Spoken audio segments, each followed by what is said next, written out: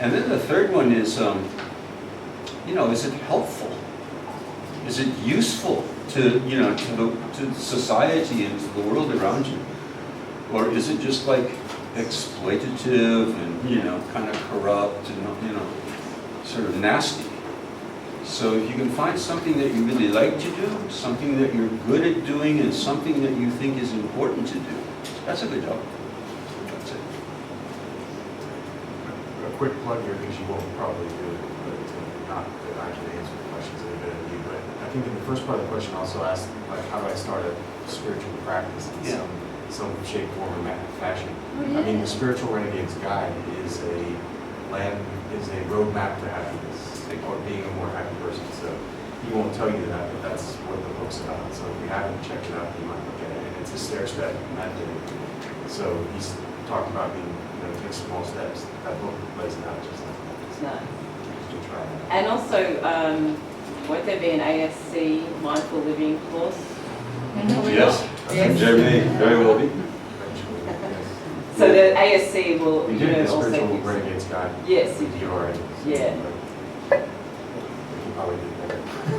Again. Are there any, you know, questions tonight? Yeah, really. You were talking about getting your priorities right, and the best way of doing that is like the death meditation. What if death is not a driver? Are there any other techniques? Not a what? A driver. A driver? It's not inspiring enough.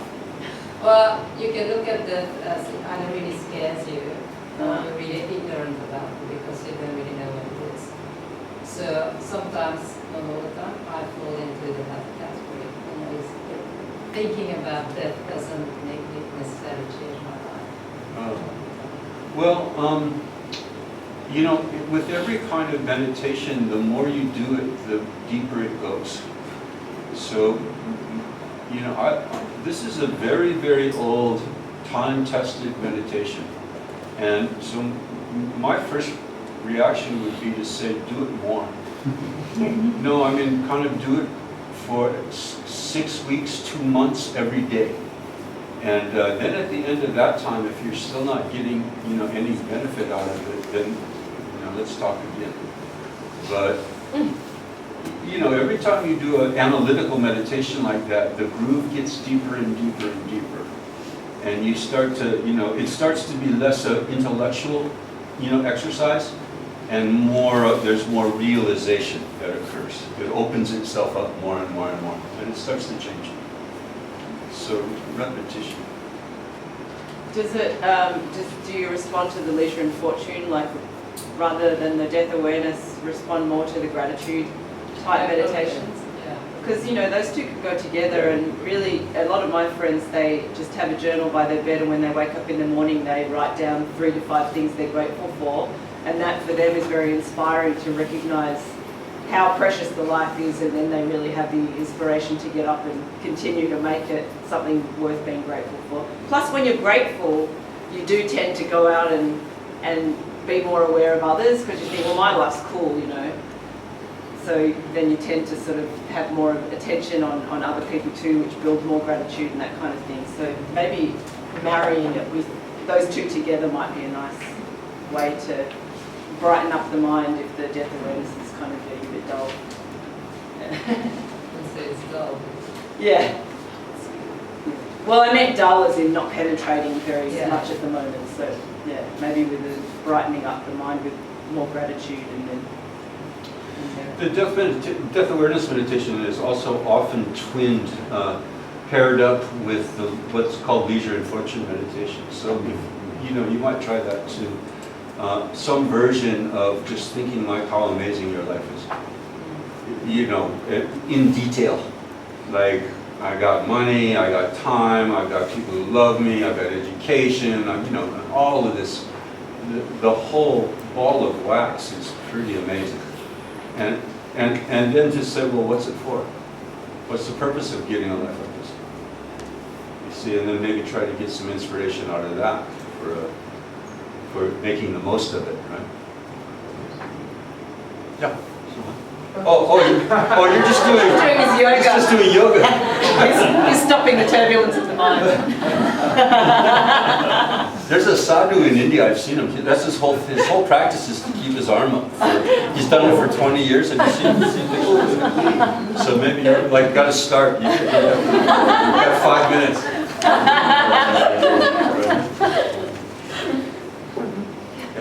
Cindy, just based on something that you mentioned about we have everything inside us that we need, a little bit of confusion for me based on the fact that I was brought up in a capitalist society, and I've recently learned that prayer should be more about gratitude, but in Catholicism it's all about, a lot of it about praying for other people in the future. What would you think is this conflict arises Yes. in mind like this? I think that there are two appropriate approaches to your spiritual life. One of them emphasizes original sin, and that would mean that you're born lacking. And that's an appropriate approach that many people take, in that you then build from the bottom up. And so you approach from the point of view of lack and original sin, and then the ethical life and so on is like a way of considering that you're building toward greatness. You're building toward enlightenment, you're building toward heaven, and there's a sort of a sense of building upward from dirty to clean, you could say, right? So in Buddhism they talk about ground, path and result. So from that approach, the ground is dirty, the ground is impure, the ground is lacking and needing, and then the path builds you up through ethical living, meditation and so on. The result is the view of everything is accomplished, heaven or enlightenment, awakening, so on. The second approach is what I was talking about with Buddha nature, really. So that approach would be that the ground is pure already. That's the approach that you would take from say a Dzogchen point of view, or there are more esoteric approaches to Christianity that would have that view, and you can find it. Heaven is within and that kind of thing. But it's really about the practitioner being able to believe that, and so that your belief would be, your trust or your faith would be that the ground is pure. When you come from that point of view, the ground is pure, and so the path is remembering that purity. So that's where the mindfulness comes in, recognizing and remembering, bringing yourself back to your true nature all the time. And then the result is also purity. So in that second, more, you could say advanced or more requiring of some sophistication and ability to remain stable in that the ground path and result is the same. Purity, purity, purity means everything's already accomplished from one point of view. And then you come at it from recognizing that everything's already accomplished. The practice really is stabilizing that view. Practice is stabilizing that view with meditation, and then from that, then you go out and act from that point of view. Like I was saying, that when you feel already connected, interconnected, full of love, the way that you go out and act is different to when you think that you're lacking. So when you think that you're lacking, and really you don't choose which path you're approaching it from, it depends on how you wake up that day, really, whether you feel like crap or whether you feel good. It's really,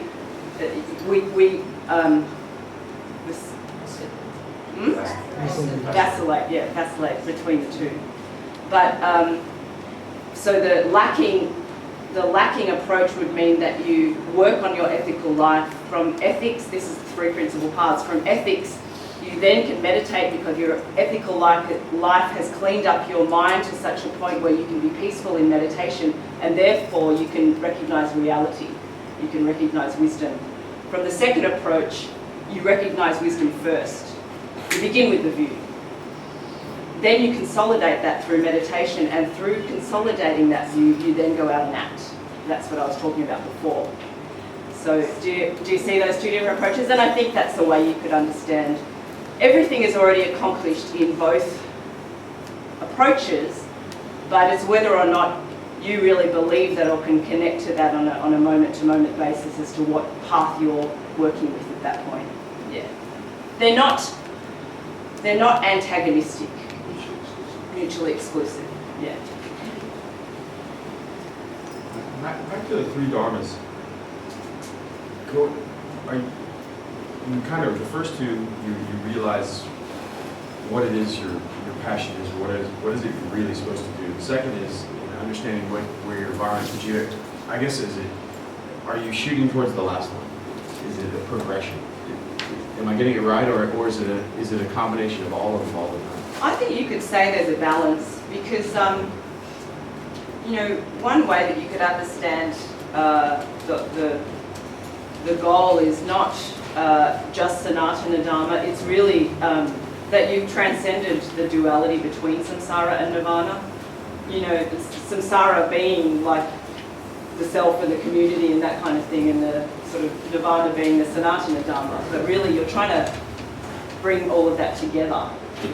Integration again, samadhi integration. So, but again, as we are right now, we divide the three out, and I think it is a balancing act. But then there was this sort of equation of priorities that you pursue your enjoyment, you pursue your personal passions and so on, until it collides with your work, your ability to take care of your family and that kind of thing.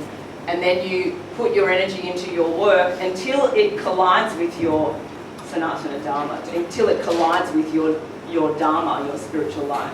So that was the way that they sort of prioritized it, in that system of Purushata. The goals of human being. Which is an ancient system, so you've got to see whether whether that works for you, but they're just some Well, it goes back to that it's all perceptual anyways, that it's all there. The samsara that you feel in the first two, and what you don't feel in the last is just a switch in perception. Okay, enough. Thanks for coming tonight. Hope it was helpful in some way or another. We'll finish everything off tomorrow at 3. 3 to 5 tomorrow. Okay. Thank you.